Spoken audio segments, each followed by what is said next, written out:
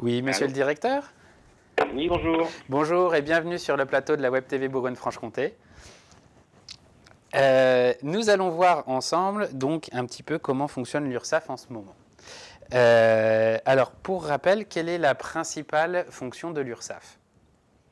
Alors, l'URSSAF a avant tout, et merci de l'occasion qui m'est donnée de repréciser notre rôle, c'est avant tout un organisme privé avec une mission de service public, ce qui D'accord. nous distingue, par exemple, de la fonction publique.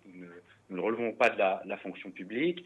Et le réseau des URSSAF est une des 5 branches de la sécurité sociale qui a pour mission centrale d'assurer le financement de la protection sociale, et ce, à travers l'encaissement des cotisations et contributions, toutes portées par un système déclaratif, et ensuite la mise à disposition de ces sommes encaissées aux branches prestataires pour tout simplement assurer le paiement de prestations bien connues, et la période actuelle en renforce le sentiment, le versement des indemnités journalières, le remboursement d'une consultation chez le médecin, le versement des prestations logement ou encore le paiement des pensions de retraite. Donc, d'une manière peut-être plus synthétique, nous sommes un peu le banquier de la sécurité sociale en permettant aux branches qui versent les prestations d'assurer ce versement. Alors, depuis le début de la crise, vous avez été particulièrement réactif et puis vous avez pris des mesures drastiques et rapides. Comment vous avez fait pour pouvoir les mettre en œuvre?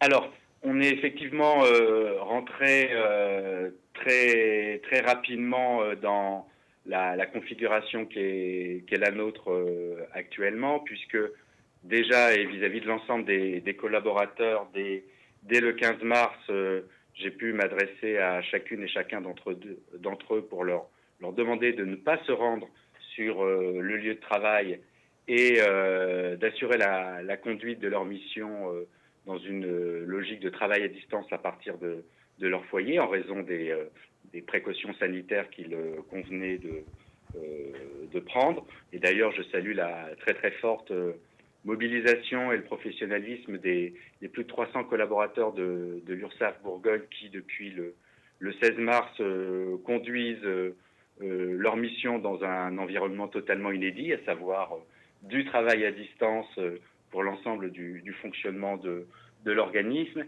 Et puis, il a fallu pour l'URSSAF Bourgogne, comme pour les autres organismes du réseau, également mettre en œuvre l'application rapide des mesures à destination des entreprises et des indépendants qui ont été décidées par le gouvernement pour les accompagner par rapport à ce choc que constitue la crise du Covid-19. Et nous nous sommes attachés en premier lieu, d'une part, à assurer la communication de ces dispositions vers nos partenaires, vers les organisations professionnelles, afin qu'elles puissent être relais de ces dernières vers leur public et adhérents, et puis également être en situation de répondre aux questions des entreprises, aux questions des indépendants, que ces questions passent par des appels téléphoniques ou par l'envoi de mails, puisque en raison des dispositions sanitaires, nous n'assurons plus d'accueil physique depuis le 16 mars dernier. Et comment vous avez fait pour passer aussi vite au télétravail? Parce que l'air de rien, Alors, le 13-14 mars, en gros, plus personne vient travailler. Et le 15 mars, où normalement c'est les prélèvements de tout le monde, ben pof, il n'y en a aucun qui passe. Comment vous avez fait pour faire du télétravail et en même temps suspendre le plus gros de votre activité, qui était les prélèvements?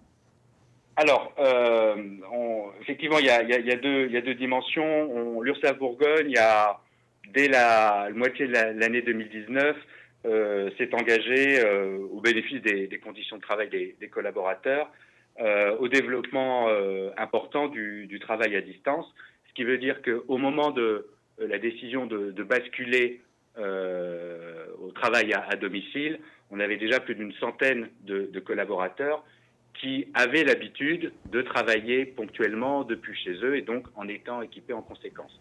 Donc la continuité de l'activité n'a pas été mise à mal, et on a pu accompagner le reste des collaborateurs pour leur permettre depuis chez eux, soit avec la dotation de nouveaux matériels, soit à partir de leurs ordinateurs personnels, de retrouver leur environnement de travail pour continuer à accompagner les entreprises. Et puis, vous l'avez noté, la réactivité, c'est un peu notre ADN, c'est l'ADN du réseau, en tout cas c'est l'ADN de l'URSSAF Bourgogne, puisque finalement nous avons l'habitude de mettre en œuvre rapidement, d'appliquer et de porter les mesures prises par le gouvernement et faire évoluer le cas échéant nos organisations. Ouais, quand on est entreprise, ça ne nous arrange pas toujours que votre réactivité.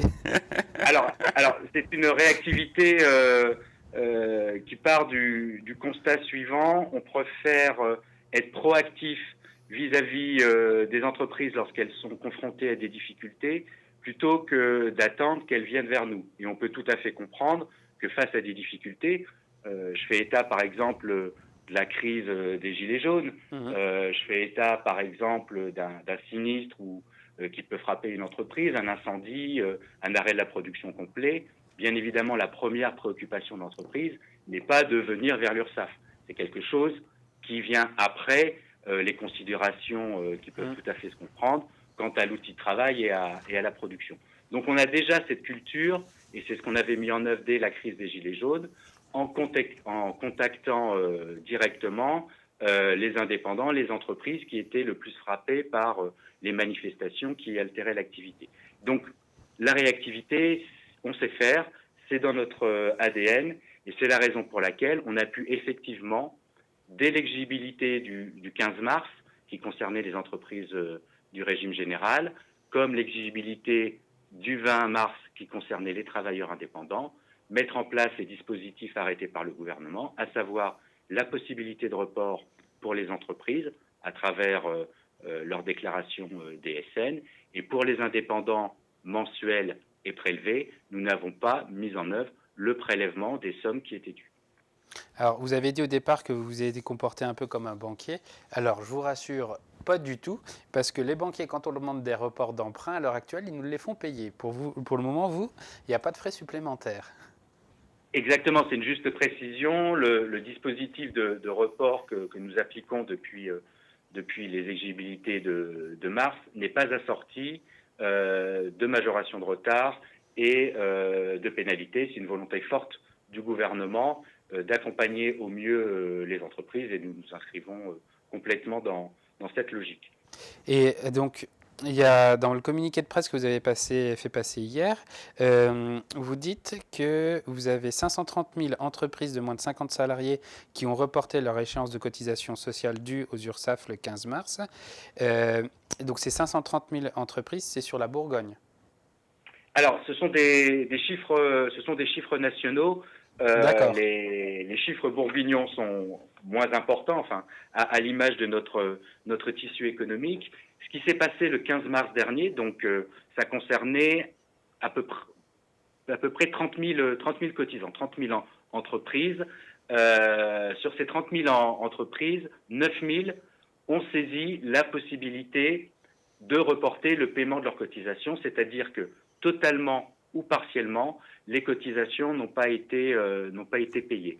Ce qui représente quand même un tiers des montants attendus qui n'ont pas été encaissés.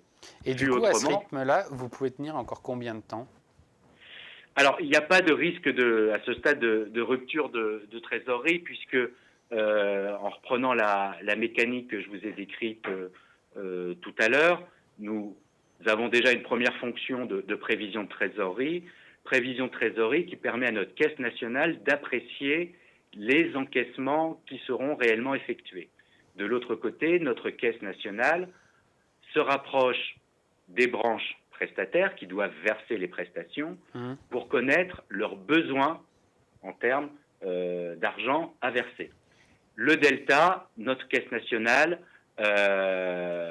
l'assure en intervenant sur les marchés, puisque la COS, la Caisse nationale des URSSAF, est un opérateur sur les marchés, à la fois en plaçant de l'argent, comme à la fois en empruntant de l'argent, pour que les prestations puissent être versées en temps et en heure à l'ensemble des publics destinataires. Et comme vous l'avez remarqué, ce week-end, les prestations sociales ont bien été mises à disposition de l'ensemble des bénéficiaires.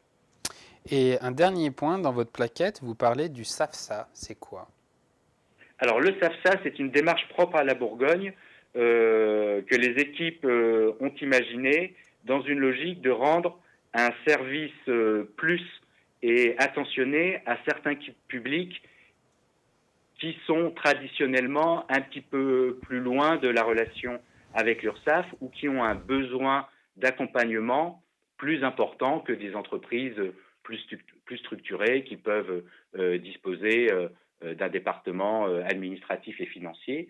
Et donc, il s'agit toujours dans cette logique de proactivité d'être en conseil, en accompagnement vis-à-vis de l'ensemble des déclarations qu'ils doivent opérer et en accompagnement aussi vis-à-vis d'éventuelles difficultés de paiement de l'intégralité des cotisations dues aux différentes exigibilités. Donc c'est une initiative bourguignonne à destination des praticiens auxiliaires médicaux, plus communément connus sous le terme de professionnels de santé, et également vers les petites structures du secteur du BTP, donc bâtiments travaux publics, et des hôtels, cafés et restaurants avec 3 salariés vers lesquels nous avons une démarche spécifique d'accompagnement parce qu'on estime que ce sont ces structures qui doivent être accompagnées au-delà du service normal que l'on doit rendre à l'ensemble de nos cotisants et nos publics. Donc là ça veut dire qu'actuellement, cette partie-là est super sollicitée? Alors, c'est des publics qui sont couverts par les dispositifs gouvernementaux en Ouais. termes de possibilités de report des exigibilités. Et effectivement, vis-à-vis de ces publics, il y a un lien plus étroit qui est entretenu avec eux. Parce qu'on prend par exemple l'hôtel et la restauration, comme vous en avez parlé. Eux, ils ont eu les attentats, les gilets jaunes, les grèves. Là, maintenant, ils doivent être un peu au bout du rouleau.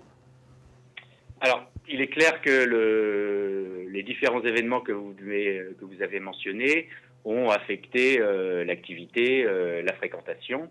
Donc, c'est le rôle de l'URSSAF de les accompagner au mieux dans le cadre du paiement de leur cotisation. Et ça se traduit le plus souvent par la mise en place de délais de paiement pour tenir compte de leur capacité d'un point de vue trésorerie.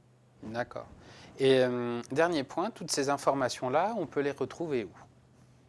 Alors, nous avons plusieurs manières de communiquer. J'en ai mentionné une tout à l'heure, à travers des communiqués de presse vers la presse quotidienne régionale, mais également vers nos partenaires, que sont les CCI, que sont les chambres des métiers et les organisations professionnelles, afin qu'elles transmettent ces informations vers leur public et adhérents. Nous avons aussi un compte Twitter que vous pouvez retrouver sous l'intitulé d'URSSAF Bourgogne avec l'arrobas en premier lieu. Et puis nous avons nos sites institutionnels qui sont très tournés vers la mise à disposition d'informations utiles vers l'ensemble de nos publics. Le premier d'entre eux est ursaf.fr avec une page dédiée à l'ensemble des dispositifs d'accompagnement. Nous avons aussi vis-à-vis des indépendants 2 sites qui permettent de mettre à disposition l'information les concernant, ainsi que des précisions concernant le dispositif d'action sociale dont on reparlera peut-être tout à l'heure. Le premier site, c'est sécu-indépendant au pluriel.fr et le second site, ursaf.fr, ainsi que le site auto-entrepreneur qui renseigne ces différentes catégories d'indépendants quant au dispositif de report de paiement de leurs cotisations, avec donc le non-prélèvement, la possibilité aussi d'ajuster le revenu estimé, et qui renseigne sur les modalités de sollicitation de l'action sociale tournée vers les travailleurs indépendants. J'ai 2 questions d'internautes. La première, faut-il être comptable pour pouvoir parler avec vous et vous comprendre? Alors, on ne le souhaite pas, puisqu'on sait que de nombreux publics ne sont pas nécessairement accompagnés de la part d'un expert comptable. Donc, nous essayons d'être le plus pédagogique dans les explications. Et puis, le réseau des URSSAF a produit aussi un certain nombre d'offres de services qui portent des facilitations. L'une d'entre elles est très connue et pas forcément identifiée comme portée par le réseau des URSSAF. C'est le CESU, c'est la PAGE, qui sont des dispositifs pour les particuliers employeurs très largement connus, très largement utilisés et qui permettent de manière simple de déclarer un volume horaire. La partie administrative et la partie calcul des cotisations étant assurée par les centres nationaux CESU et PAGE qui ensuite mettent à disposition les éléments des particuliers employeurs. Alors, une autre question, c'est si jamais on constate qu'on a fait une erreur dans une déclaration et qu'on vous appelle, est-ce qu'on a forcément des pénalités? Alors, le dispositif actuel par rapport à l'environnement qui est le nôtre prend en compte le fait que il est possible que, afin d'assurer la déclaration, je pense à la DSN c'est-à-dire la déclaration sociale nominative pour l'ensemble des entreprises, toutes les informations ne sont pas forcément disponibles pour pouvoir remplir correctement la DSN. Il y a toujours la possibilité, lors de la DSN suivante, de rectifier les éléments portés par la DSN précédente, et je peux confirmer à votre auditeur qu'il n'y aura pas l'application de sanctions par rapport aux modifications qui auront été apportées et qui permettent d'actualiser les situations. Et dernière question, les contrôles qui étaient prévus et programmés avant le confinement, est-ce qu'ils sont suspendus ou est-ce qu'ils sont toujours d'actualité? Alors, ça me donne l'occasion d'apporter deux éléments d'éclairage et que j'espère rassurants, quand bien même on souhaite que les opérations de contrôle ne soient pas vécues comme des choses traumatisantes. Je ne l'ai pas précisé tout à l'heure, mais l'ensemble du dispositif est un dispositif basé sur le déclaratif, c'est-à-dire que nous prenons les éléments déclarés par l'ensemble des entreprises et qu'à un moment, il faut une contrepartie à ce déclaratif, c'est bien les opérations de contrôle pour s'assurer que ce qui a été déclaré correspond bien à la réalité et pour sécuriser du coup la pratique déclarative.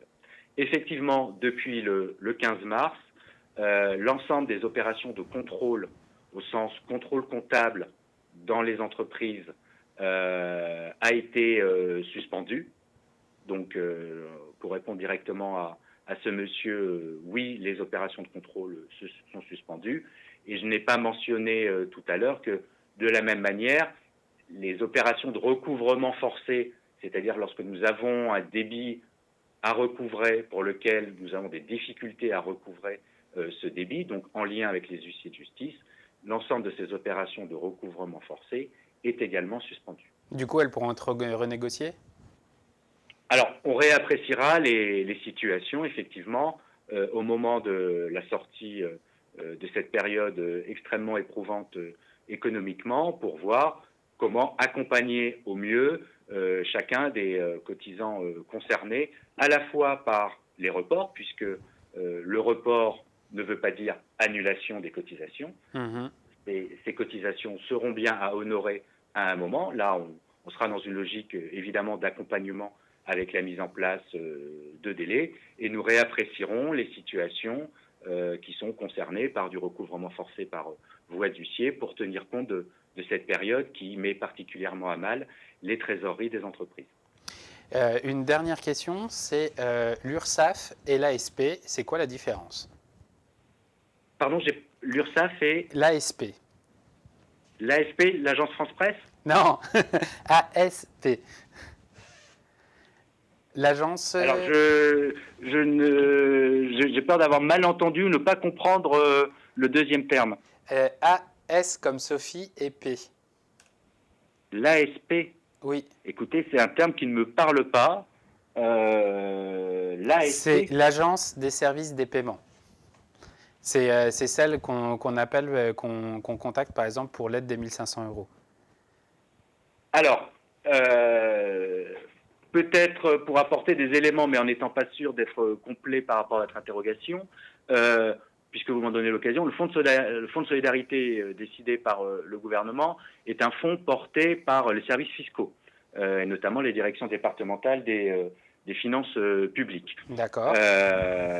Donc nous ne sommes pas acteurs de la gestion de ce fonds et des décisions d'octroi des sommes dans le cadre de la mise en place de cette solidarité. À côté, nous avons l'action sociale vers les travailleurs indépendants. On pourra certainement y revenir une prochaine fois.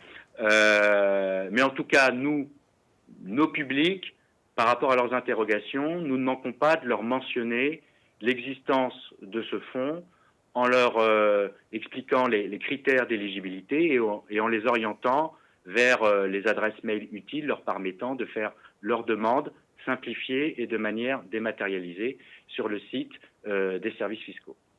D'accord. Eh ben, merci beaucoup en tout cas pour votre temps et puis pour vos réponses. Et puis j'espère que... Ah, si, il y a une dernière question, c'est les cotisations du mois d'avril. Oui, effectivement, d'ailleurs c'était le sujet de départ. Il aurait été dommage de ne pas apporter l'information de la même manière que les reports ont été mis en place sur les exigibilités du mois de mars. Ce principe de report est confirmé pour l'exigibilité du mois d'avril. Donc on en a une qui est désormais derrière nous, c'était celle du 5 avril dernier pour les entreprises les plus importantes. Les entreprises du régime général concernées par l'exigibilité du 15 avril auront la possibilité de pratiquer le report dans les mêmes conditions qu'à l'occasion du 15 mars dernier. Quand je dis auront la possibilité, c'est rappeler que cette possibilité doit vraiment être tournée vers les entreprises qui sont en difficulté pour payer partiellement ou complètement leurs cotisations. Les entreprises qui peuvent payer sont invitées évidemment à payer. Puisque, oui, dans tous les cas, ça ne sert à rien de faire du report pour faire du report, puisqu'à un moment voilà, dans tous les cas, sommes seront effectivement à payer à un moment, mais au regard de la mécanique générale que je vous ai expliquée, vous voyez bien le lien entre les sommes que nous encaissons et le versement des prestations. Et donc, il ne faudrait pas conduire à mettre sous tension notre capacité à verser les prestations. Donc ça, c'est pour les entreprises du régime général. Pour les indépendants, et de la même manière que le 20 mars dernier, il n'y aura pas de prélèvement au 20 avril prochain. Néanmoins, et de la même manière, pour les indépendants qui souhaiteraient payer, ils ont la possibilité de payer leurs cotisations par virement. Mais c'est à eux de le faire dans la mesure où nous ne pratiquerons pas le prélèvement qui était prévu. Enfin, pour les auto-entrepreneurs concernés par l'exigibilité du 30 avril, ils auront également, comme le 30 mars dernier, oui. la possibilité d'ajuster leur paiement. Et oui, et puis même si on ne peut pas payer l'intégralité, rien n'empêche de payer rien qu'une petite partie. Tout à fait. Le paiement partiel est tout à fait possible. Et puis d'une manière générale aussi, et c'est un message vers les entreprises du régime général, il convient en tout état de cause, même dans la possibilité complète de procéder à un début de paiement, il convient d'assurer le déclaratif et donc de déposer la DSN comme cela doit être fait chaque mois. Oui, là, ça ne suspend pas les déclarations. Voilà, le déclaratif, en tout état de cause, doit être assuré. Et sinon, il y a Max qui pose une question. Alors, sa question, c'est: des aménagements seront-ils proposés aux créateurs d'entreprises après confinement pour relancer l'économie? Alors, il est un peu trop tôt aujourd'hui pour présenter les dispositions qui seront à l'œuvre, mais il est très certainement envisagé et probable que, suite à cet épisode, il y ait des dispositifs ciblés vers certaines situations très spécifiques, et on comprend bien que celles des créateurs d'entreprises qui ont décidé de créer leur entreprise au mois de février, au mois de mars, ou qui devaient la créer, vont faire l'objet de décisions prises par le gouvernement pour leur permettre de conduire leur activité économique en dépit de cette période particulièrement compliquée pour tout à chacun. Voilà, c'est promis, je vous embête plus, j'ai plus de questions. Mais je vous en prie, aucune difficulté, restant à votre disposition pour éclairer vos auditeurs sur l'ensemble des dispositifs que le réseau du recouvrement assure au titre de l'accompagnement du tissu économique. Eh ben, merci beaucoup en tout cas pour votre intervention. Et puis si vous avez quelque chose à nous dire ou si vous voulez recommuniquer par rapport à un sujet particulier, n'hésitez pas à nous solliciter. Je n'y manquerai pas, je vous souhaite une bonne journée. Merci vous aussi, au revoir. Merci, au revoir.